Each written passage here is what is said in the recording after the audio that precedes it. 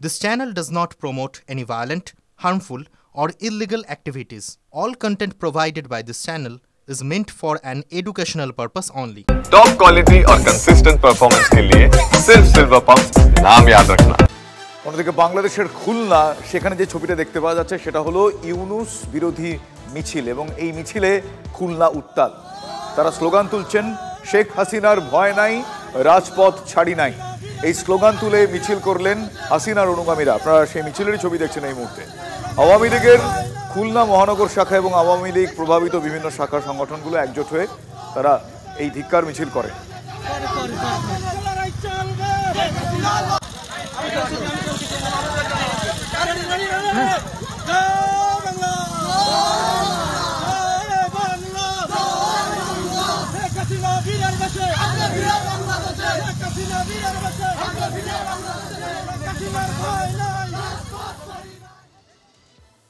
মুখে যতই ঐক্যের কলতান উঠুক, দ্বন্দ্বের চোরাস্রোতটা হাড়ে হাড়ে টের পাচ্ছেন মোহাম্মদ ইউনুস। বিএনপির চাপ কাটিয়ে কুর্সি আঁকড়ে ধরতে একের পর এক তিনি কৌশল সাজাচ্ছেন। ইউনুসের স্বেচ্ছাচারিতায় একটা বড় কাটা এখন সেনাপ্রধান। ডিসেম্বরের মধ্যে তিনিও ভোট চাইছেন, আর ফলে সারা সেই চাপ থেকে কোন রকম বেরোনোর পথ এখন অলমোস্ট প্রায় খুঁজে পাচ্ছেন না বাংলাদেশে এই অন্তর্বর্তী সরকারের প্রধান উপদেষ্টা, যার নাম মোহাম্মদ ইউনুস। কিন্তু চেপে ধরা ফাঁস কি তিনি এত সহজে খুলতে পারবেন? যে কৌশলের তিনি এই মুহূর্তে শরণাপন্ন হচ্ছেন, সেই কৌশলের দ্বারা এই ফাঁস কি আলগা করা সম্ভব হবে? আসুন এই প্রশ্নগুলোর উত্তর খুঁজি।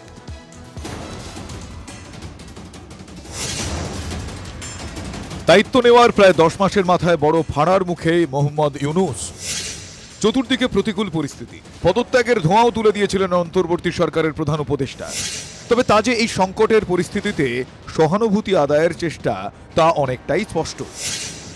টালমাটাল রাজনৈতিক পরিস্থিতির মধ্যেই শনিবার বিএনপি, জামাত ও এনসিপির সঙ্গে আলাদা করে বৈঠক করেন মোহাম্মদ ইউনুস।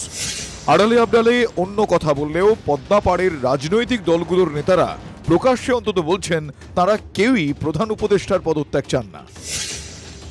ডিসেম্বরের মধ্যে ভোটের দাবি থেকে কোনো মতেই সরতে নারাজ খালেদা জিয়ার দল। বৈঠকে ইউনুসকে সেই বার্তার সঙ্গে রবিবারও স্পষ্ট করে দিয়েছেন বিএনপির ভারপ্রাপ্ত চেয়ারম্যান তারেক রহমান। আগামী ডিসেম্বরের ভেতরে জাতীয় নির্বাচন অনুষ্ঠিত হতে হবে। জাতীয় নির্বাচন অনুষ্ঠানের লক্ষ্যে জনপ্রশাসন, আইন শৃঙ্খলা বাহিনীর প্রয়োজনীয় সংস্কারের জন্য অন্তর্বর্তীকালীন সরকারের প্রতি সর্বাত্মক সমর্থন অব্যাহত রেখেছি। রাজনৈতিক বিশ্লেষকদের ব্যাখ্যা, ভোট পিছিয়ে কুর্সির স্বাদ যতদিন সম্ভব নিতে চান ইউনুস, সেই উদ্দেশ্যেই সময় কেনার কৌশল নিয়েছেন তিনি। একাধিক ক্ষেত্রে সংস্কারের বুলি আউড়ে ভোট পিছনোর খেলা খেলছেন নোবেলজয়ী। আরও অন্তত 1 বছর ক্ষমতা ভোগ করতে চান। ডিসেম্বর থেকে জুনের মধ্যে নির্বাচনের কথা জানিয়েছে ইউনুসের দফতর। সরকারের কাজে বাধা এলে জনগণকে সঙ্গে নিয়ে সিদ্ধান্ত নেওয়া হবে বলেও বিএনপির উপর পাল্টা চাপের কৌশল চেলেছেন ইউনুস। সেনাপ্রধানের সঙ্গেও ইউনুসের দ্বন্দ্ব মেটা তো দূরের কথা, দিন দিন তা বেড়েই চলেছে। সূত্রের খবর, সেনা অভ্যুত্থানের আঁচ পেয়ে ওয়াকারুজ্জামানের সঙ্গে বারবার যোগাযোগের চেষ্টা করেন মোহাম্মদ ইউনুস, কিন্তু সাড়া দেননি সেনাপ্রধান। বিএনপির সুরেই ডিসেম্বরের মধ্যেই নির্বাচন করানোর স্পষ্ট বার্তা ওয়াকারের গলায়। এই জটের মধ্যেই ইউনুসের চাপের সুরের ঐক্যতান দেখানোর চেষ্টা চললেও প্রকাশ হয়ে পড়ছে জাতীয় নাগরিক পার্টি ও বিএনপির দ্বন্দ্ব। শুধু কি রাজনীতির আঁচ, সরকারি কর্মীদের ক্ষোভের আগুনও পোহাতে হচ্ছে ইউনুস প্রশাসনকে। কালা কানুনের অধ্যাদেশ আনার অভিযোগে সচিবালয়ে তুমুল বিক্ষোভ সরকারি কর্মী আধিকারিকদের, যে বিক্ষোভে বারবার উঠেছে ইউনুস বিরোধী slogan. Bureau report, TV9 Bangla.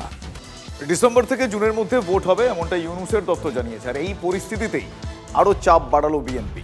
এবার স্পষ্ট বার্তা খালেদা জিয়া পুত্র তারেক রহমানের। ডিসেম্বরের মধ্যেই ভোট করতে হবে দাবি বিএনপির ভারপ্রাপ্ত চেয়ারম্যান খালেদা পুত্র তারেক রহমানের। দেশের জনগণ সরকারের করুণার পাত্র নয়, এমনটাই বলছেন তারেক। সরকার অবশ্যই জনগণের ন্যায্য দাবি মানতে বাধ্য। এখানে সরকারের মান অভিমান বা রাগ বিরাগের কোনো সুযোগই নেই, এমনটা বলছেন তারেক রহমান। ক্লাস 10 ও ক্লাস 12 এর পরীক্ষা শেষ, রেজাল্ট আউট। এরপর কি পড়বেন, কোথায় পড়বেন, সুলুক সন্ধান এখন হাতের মুঠোয়। TV9 বাংলা এডুকেশন এক্সপো 2025, কলকাতার সবচেয়ে বড় এডুকেশন এক্সপো। ডিগ্রি না ডিপ্লোমা, কোন কোর্স করবেন, কিভাবে প্ল্যান করবেন নিজের ক্যারিয়ার, সব প্রশ্নের উত্তর একটাই। TV9 Bangla education expo. একই ছাদের তলায় থাকছে নামকরা সব ইঞ্জিনিয়ারিং কলেজ, বিশ্ববিদ্যালয়, মেডিকেল ও ম্যানেজমেন্ট ইনস্টিটিউশন।